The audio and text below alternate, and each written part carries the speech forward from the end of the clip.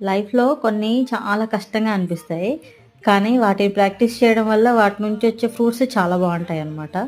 So, ఇప్పుడేంటి ఈ dry fruits ఏయించుకుంటే ఈ కొటేషన్ చెప్తుందనుకుంటున్నారా? ఏం లేదు.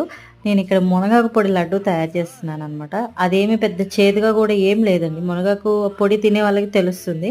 సో, దీనికోసం నేను డ్రై ఫ్రూట్స్, జాగరీ ఇలా చేసి పౌడర్ పట్టుకున్నాను.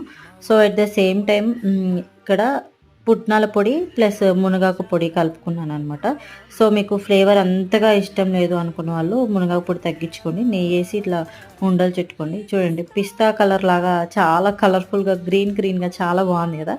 చూడ్డానికి భలే టెంప్టింగ్‌గా అనిపిస్తున్నా. తినేటప్పుడు ఒకటికి మించి ఎక్కువ తినలేరు. ఎందుకంటే నేనిక్కడ కొంచెం పొడి ఎక్కువగా యేసుకున్నాను. ఎక్కువ తినాలి అనుకునేవాళ్ళు పొడి తగ్గించుకోండి. ఎలాగైనా మనం కన్జ్యూమ్ చేస్తాం గదా! కారప్పొడులు ఎలాగో తింటూనే ఉంటాము. సో, స్వీట్ ఎందుకు ట్రై చేయకూడదని నేను ట్రై చేశాను. ఓకే. బావుంది. Thanks for watching. Do subscribe my channel. Thank you.